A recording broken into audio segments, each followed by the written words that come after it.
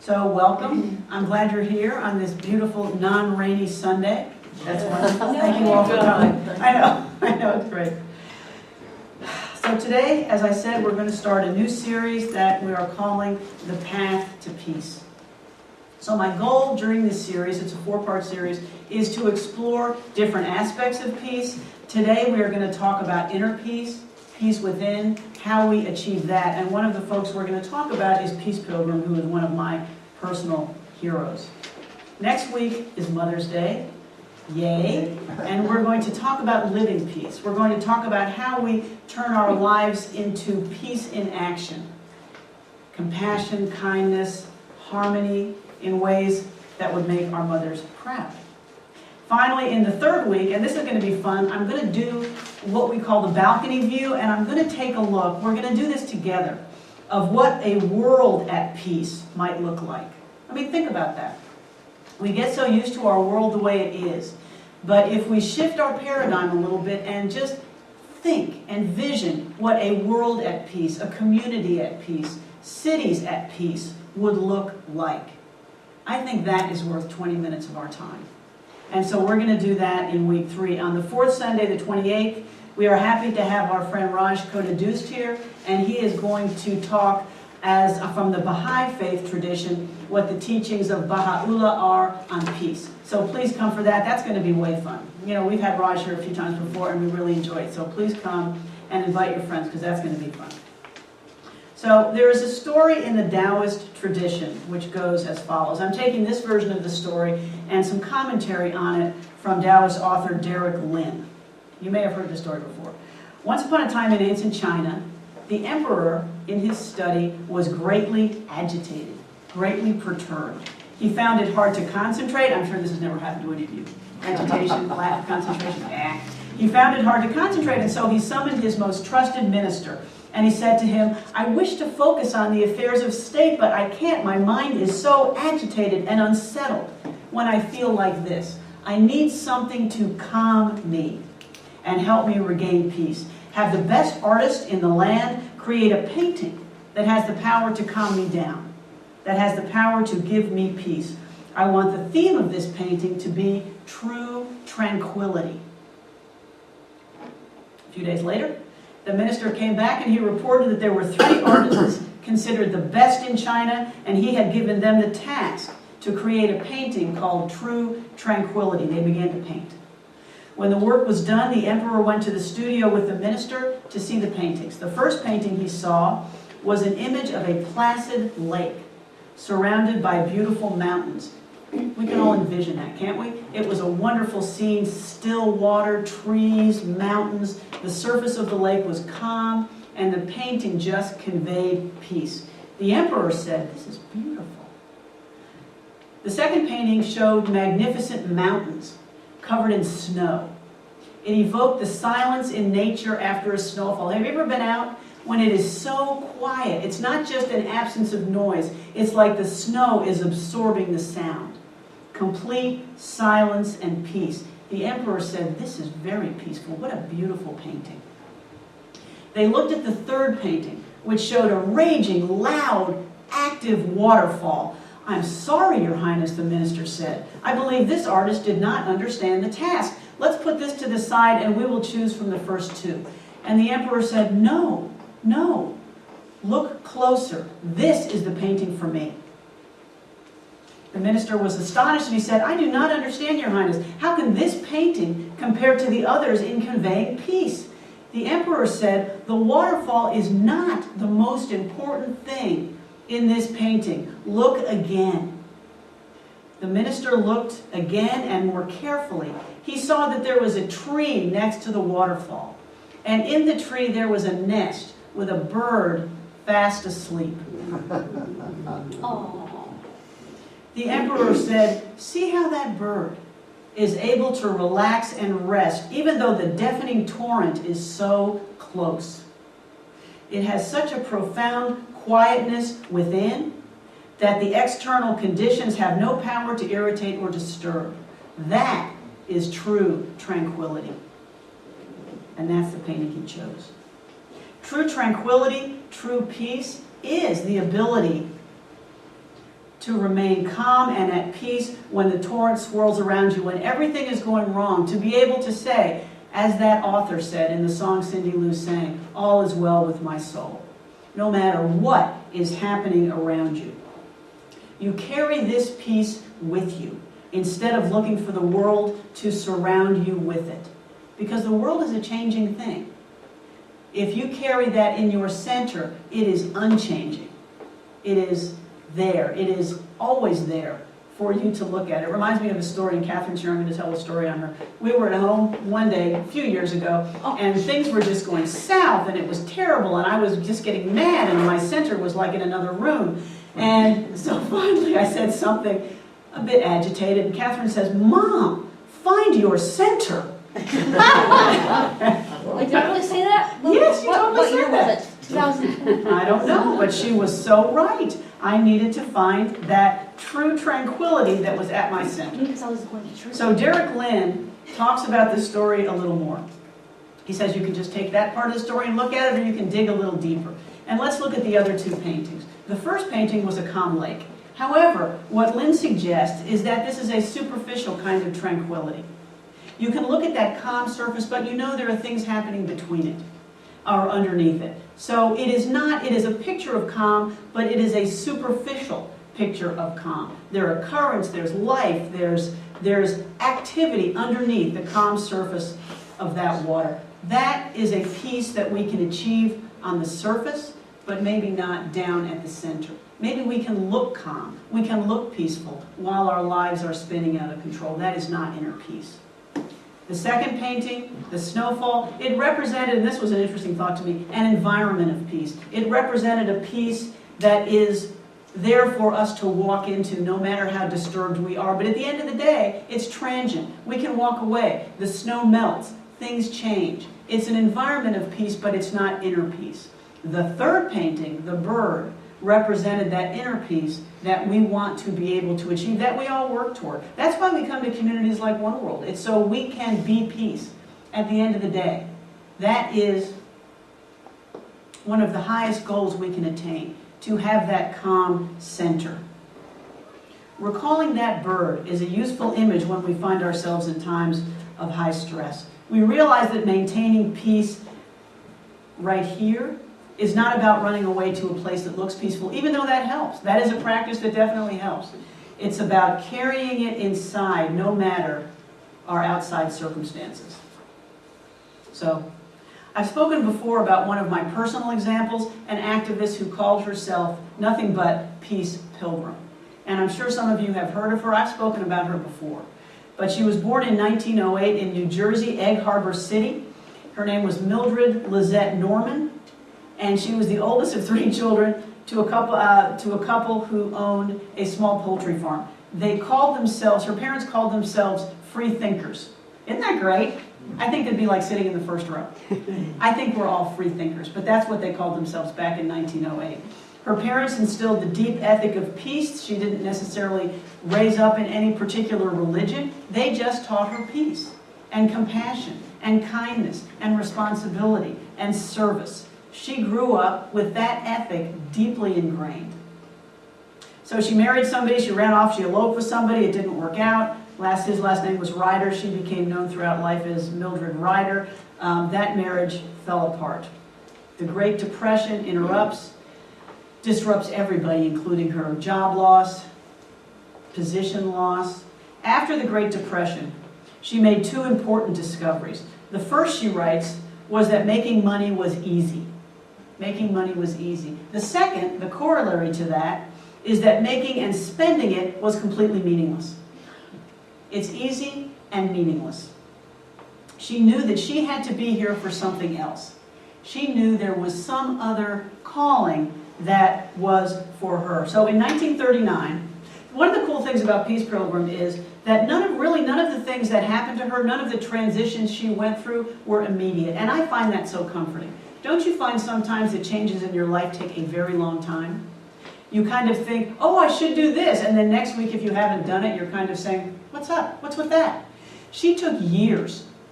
The Great Depression was 1929. In 1939, she is still, I don't know what this is going to look like. She spends a night walking through the woods seeking spiritual guidance. She underwent what she called a great spiritual experience. Think about this, feel this, in which she felt God calling her to a life of service. Can't you just imagine that night? Can't you just sit there for a minute and just feel what that must have felt like? You're just walking in the woods, it's dark, it's quiet, you are listening, and you hear God calling you to your soul's highest adventure. And for her, that was a life of service. She said that it was a point of no return. It was the beginning of what she called living to give, not to get. Living to give, not to get. So she spent the next decade searching for her way to bring this vision into life.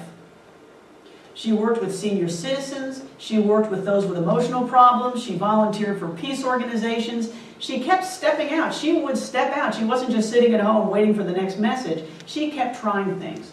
But nothing she tried worked. So she tried another tack. She began to simplify her life. She got rid of possessions. She took her wardrobe down to 2 dresses. She became a vegetarian. She trained herself to live on $10 a month. I don't know what that would be nowadays, but it's not much. She wanted to learn what she called the great freedom of simplicity. She also started to build up her physical stamina. She joined a wilderness club and she started hiking. She started trekking to build up her physical strength. So on January 1st, 1953, at the age of 44, she adopted the name Peace Pilgrim. She put on a blue tunic in which she wrote the name in large letters, and she set out to walk with nothing. She chose the color blue for her clothing because it's the international color of peace. Did y'all know that? I love that. My favorite color has always been blue, and I feel good about that now. Everybody came in with blue on today. Yeah. Isn't that amazing? Yeah, that's why all the UN folks wear blue. It's the international color of peace. Between that day, January 1st, 1953, and her death 28 years later in 1981, she crossed on foot the United States 7 times. Wow. She walked over 25,000 miles, and at some point she stopped counting. She just walked. She carried in her pockets all her only possessions, which were her toothbrush, a comb, a pen, and later something she wrote called The Steps to Inner Peace, which we're going to talk about. She took a vow to walk penniless and to remain a wanderer until mankind had learned the ways of peace. If she were still here, she would still be walking. She was going to walk until given shelter and fast until given food. She had no organizational backing. She had no 501c3. She had no van following 20 feet behind her with food, water, and a place to rest. She was on her own. She just set out. She took no money from anybody. She would talk to whoever was interested in talking. She introduced herself to people as a pilgrim for an idea, not to a place, a pilgrim for an idea. Her peace message was what's on the front of your bulletins. She said, "This is the way of peace. Overcome evil with good, falsehood with truth, and hatred with love." Her definition of peace started with inner peace, but it continued on to peace between individuals, peace in communities, and peace among nations. She wrote an essay called A Path to Inner Peace, and I'd like to share some of her thoughts with you. This was her articulation of the process she went through to be able to live the life that she did, to be able to reach the awakenings that she did. All of us are not going to start doing what she did, but I think her steps are useful ones for us just to think about and internalize and translate into our own modes of reflection and activity. She began with 4 what she called preparations, 4 preparations. The first was assume a right attitude toward life. Assume a right attitude toward life. She would have felt so comfortable here at One World.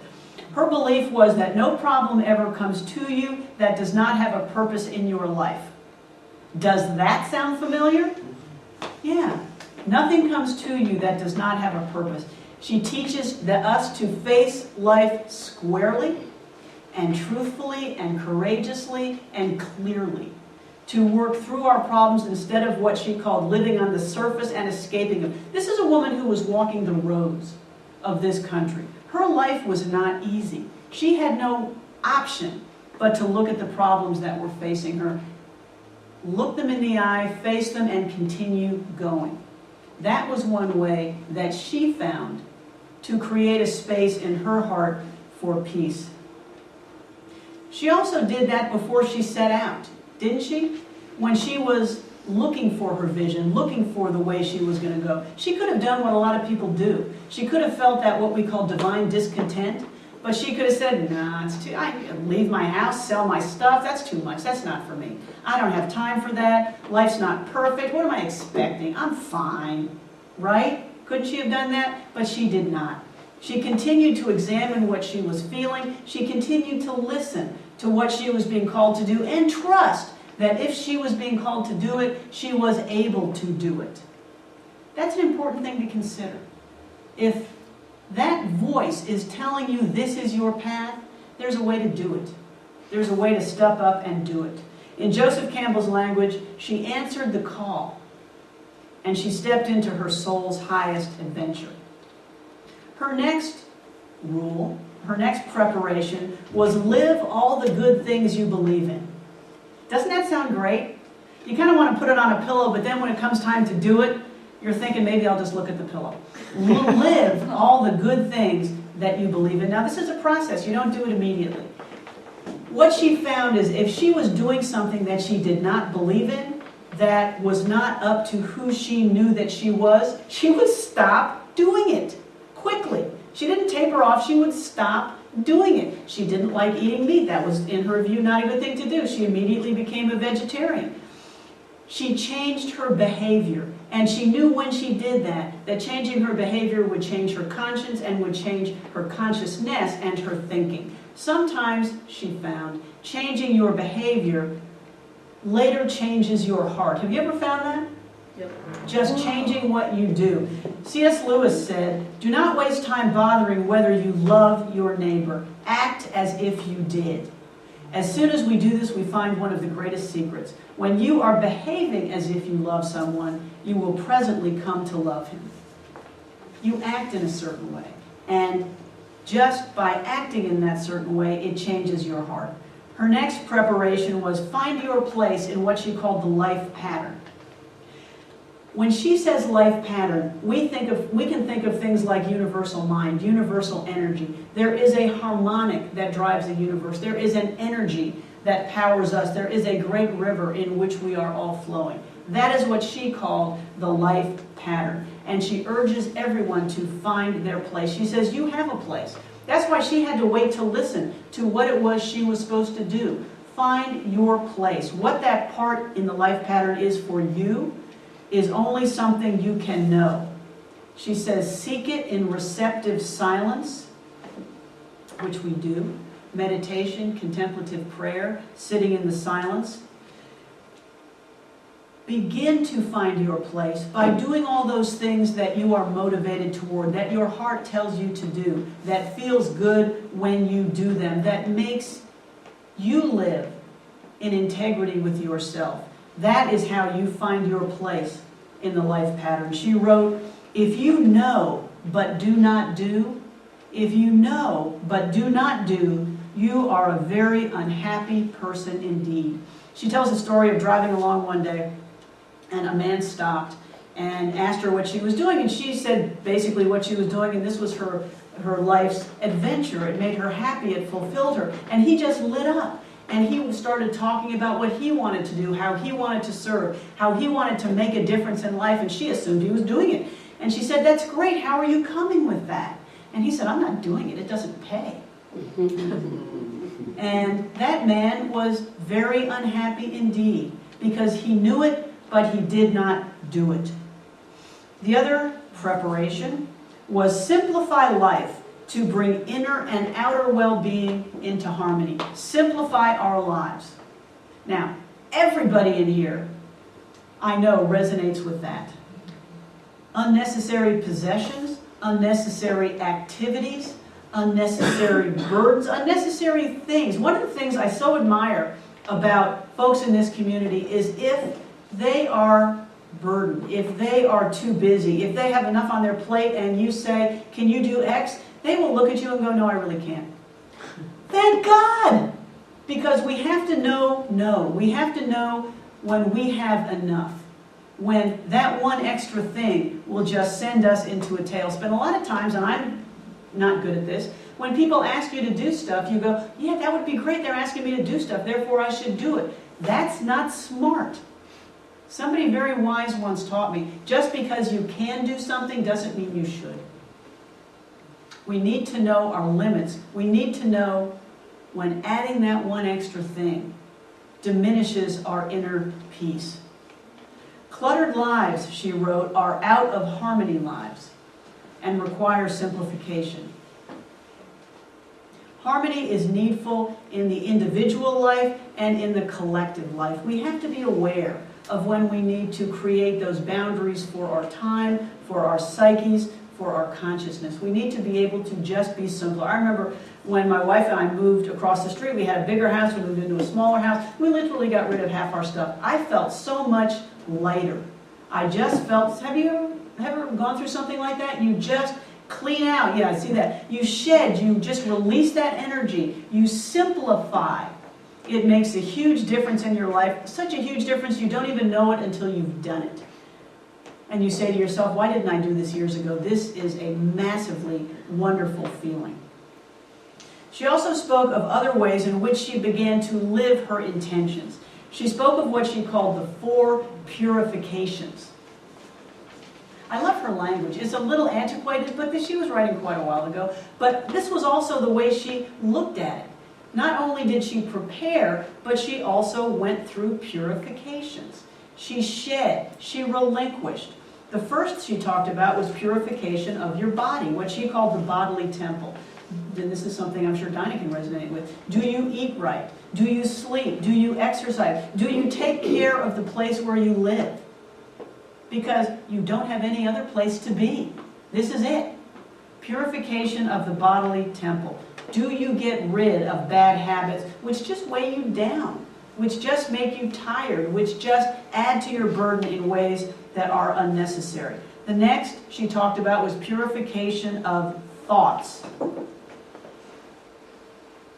The reading said, listen to beautiful music, think positive thoughts, do not think negative thoughts. And this is what we know in New Thought. We can change what we think. When we are in a spiral of negative thinking, of fearful thinking, we can choose to change it.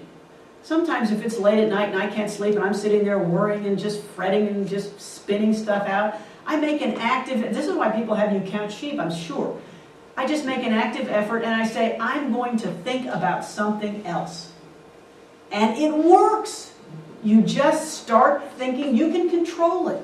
You can think about something else, and when you do, it raises your energy, it raises your vibration, and it's not that you're ignoring problems, it's just that you are injecting that negative energy out. You are bringing a positive energy into your consciousness so that you can address your problems in a more constructive way. She says, make sure there is no unpeaceful situation between you and anybody else, because that continues resentments and burdens. So work to resolve conflicts with others. She talks about purification of desires and motives. Make sure you are doing things for the right reason, or even better, think about why you are doing things. Think about why you are taking steps that you are taking. Do you think you are taking them for reasons that advance you or reasons that set you back? Purification of desires and motives. She also talked about what she called relinquishments, what we might call releases. What do we release to find that inner peace at our center? Well, one of the things obviously was negative feelings, fears, judgments, attachments that hold us back. And this is where awareness is so important. We just need to be aware of what it is we are thinking, what it is we are believing, what it is we are transmitting.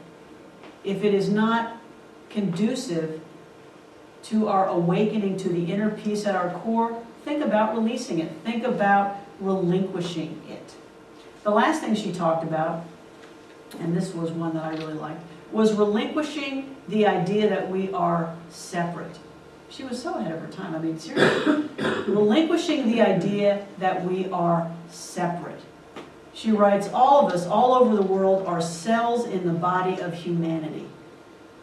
You are not separate from your fellow humans. You cannot find harmony for yourself alone. You can only find harmony when you realize the oneness of all and work for the good of all.